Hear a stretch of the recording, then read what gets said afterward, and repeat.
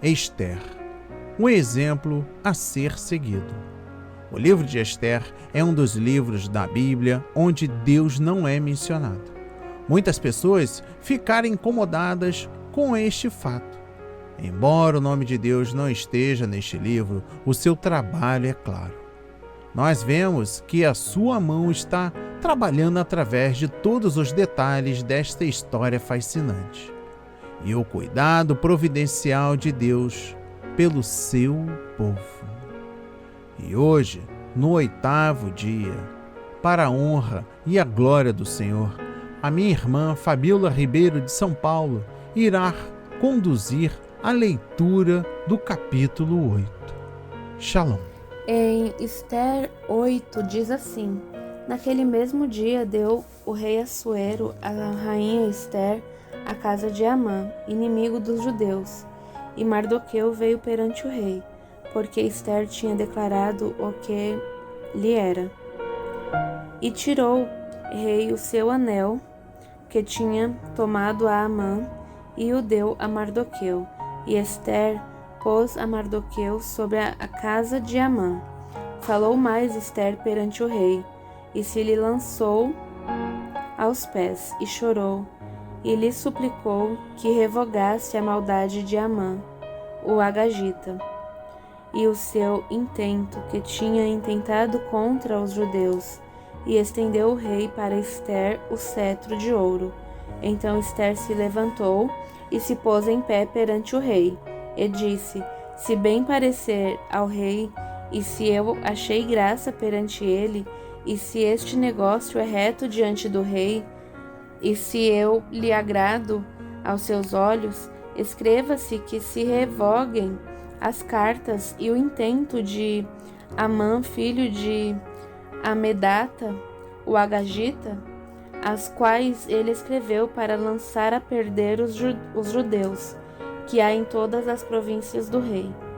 Porque como poderei ver o mal que sobrevirá ao meu povo? E como poderei ver a perdição da minha geração? Então disse o rei Assuero à rainha Ester e ao judeu Mardoqueu: Eis que dei a Ester a casa de Amã, e a ele enforcaram numa forca, porquanto quisera pôr as mãos nos judeus.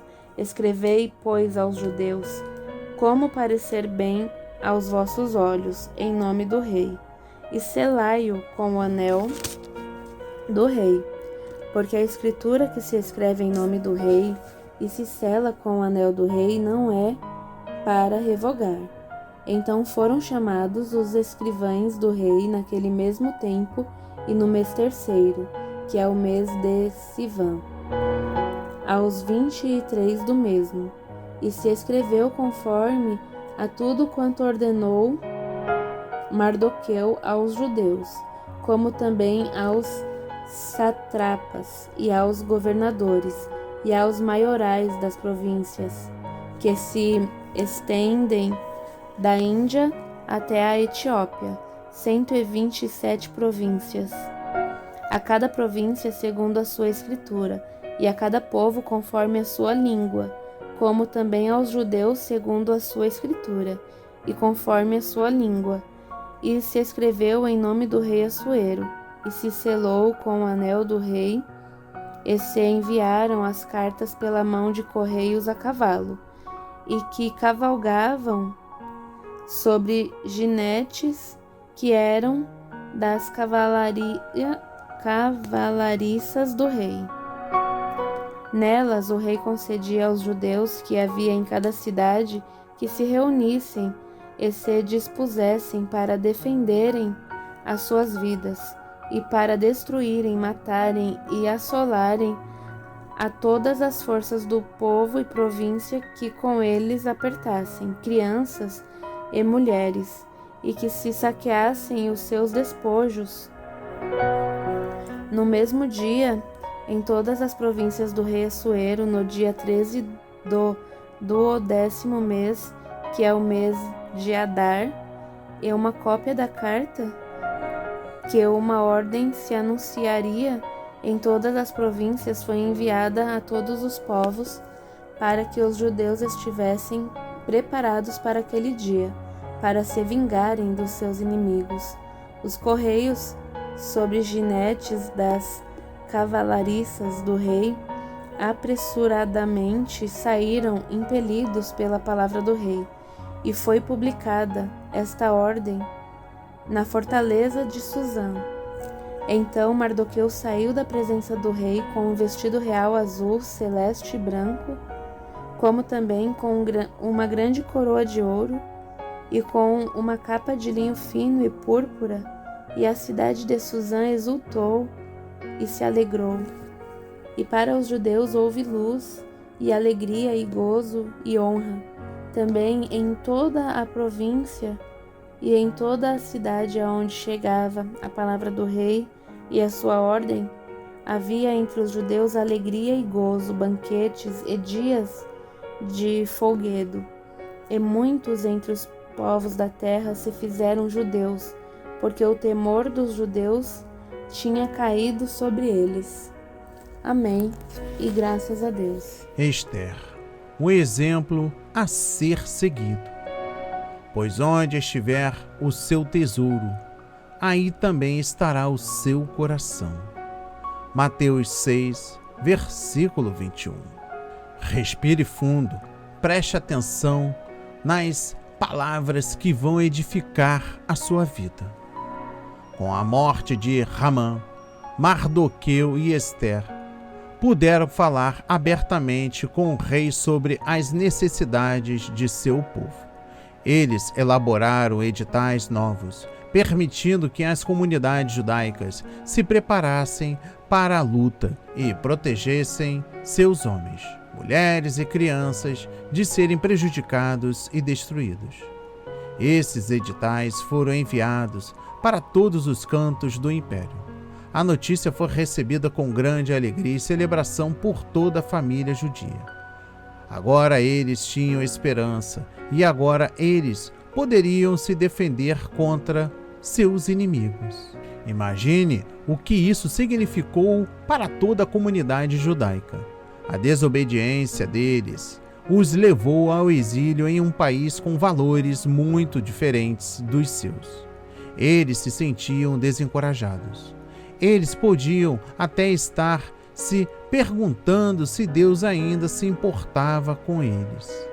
Mas a história de Ester e Mardoqueu lembrou-lhes que, apesar de terem estragado tudo, Deus ainda os estava protegendo e cuidando deles através dos meios mais surpreendentes. Deus operou através de uma adolescente que teve fé e coragem para defender aqueles que estavam prestes a serem oprimidos. E Deus operou através de seu sábio e humilde primo. Reflita sobre a experiência em sua vida em que Deus lhe abençoou e protegeu, mesmo que você intencionalmente tivesse desobedecido às suas instruções, somente porque Ele lhe ama. Um outro ponto de reflexão ainda no livro de Ester, eu trago uma mensagem importante para a sua vida. Preste atenção, Ester e Mordecai não podiam revogar o maligno decreto de Ramã. Eles devem agora escrever um novo decreto que anule os efeitos do original. Nos versículos 3 e 5 somos novamente lembrados a ascendência de Ramã e da luta antiga entre os judeus e os amalequitas. Deus ordenou a Saul que destruísse os amalequitas, mas ele se recusou. Mordecai e Ester não haviam iniciado nem a guerra do passado nem a do presente, mas precisavam defender seu povo. Assim, seu novo decreto estabeleceu claramente que os judeus tinham o direito de se reunir para se defender e proteger suas vidas. Se atacados, poderiam revidar. O decreto foi traduzido, transcrito e distribuído rapidamente por todo o país pelos cavalos do correio real. Agora, os judeus receberam luz e alegria. A luz substituiu a escuridão. A alegria substituiu o medo. A esperança substituiu o desespero. E, mais significante, Deus devolveu a honra de volta ao seu povo. Curiosamente, a grande maioria da população mudou de atitude em relação aos judeus e muitos se tornaram judeus. Uma boa parte, certamente, motivada pelo medo e pensamentos de autopreservação. Mas talvez algumas das conversões foram genuínas e levaram à mudança do coração e, assim, almas foram salvas no processo. Só Deus pode transformar uma vida de vergonha para uma vida de honra. Ele é o único lugar seguro no meio de uma guerra. E hoje eu trago 2 versículos chaves para você compreender o sentido do tema de hoje. No versículo 3, destaco Esther. Lhe suplicou que revogasse a maldade. Ramã foi enforcado como resultado da justa intervenção de Deus. Porém, o decreto do rei, no sentido de destruir os judeus, continuava em vigor. Nem sequer o próprio rei poderia anular o decreto oficial. Mas, em resposta ao pedido de Esther, foi escrito um segundo decreto, concedendo aos judeus o direito de resistência armada e de defesa, no dia decretado para a sua destruição. Em geral, Deus não opera o livramento do seu povo sem a fiel participação deste.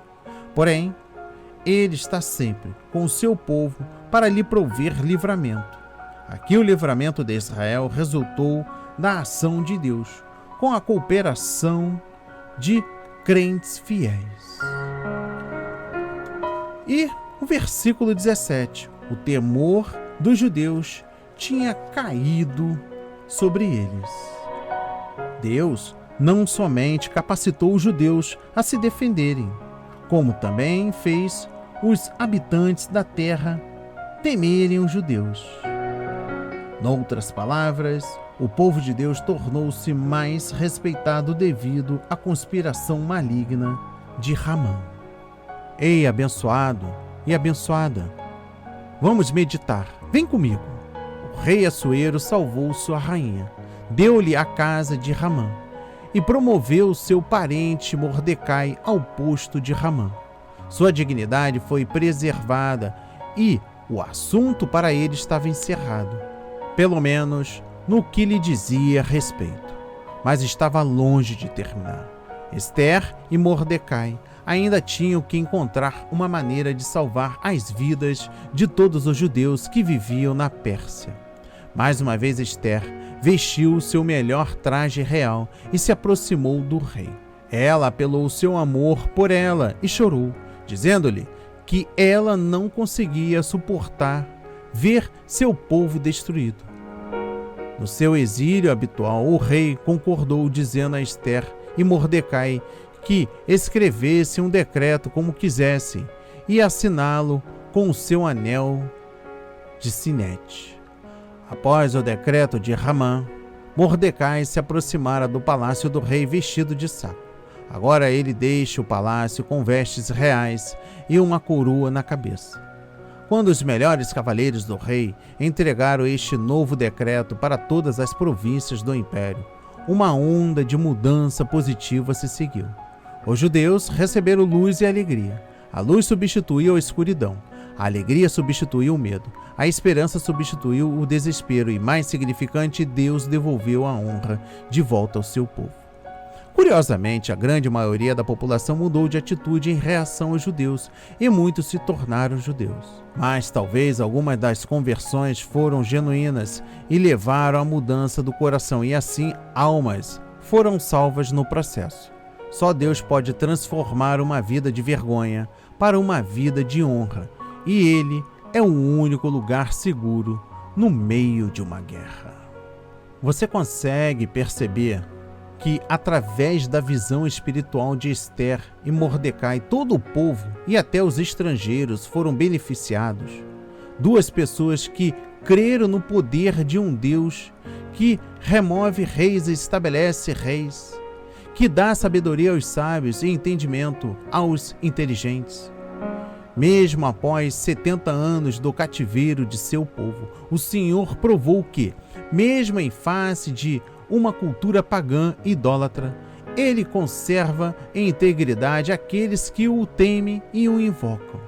A influência de Ester e Mordecai mostrou sua eficácia e alcance através da reação dos judeus e de todos os estrangeiros alcançados pela alegria que só o Senhor pode dar, a força de que necessitavam para enfrentar o temido dia.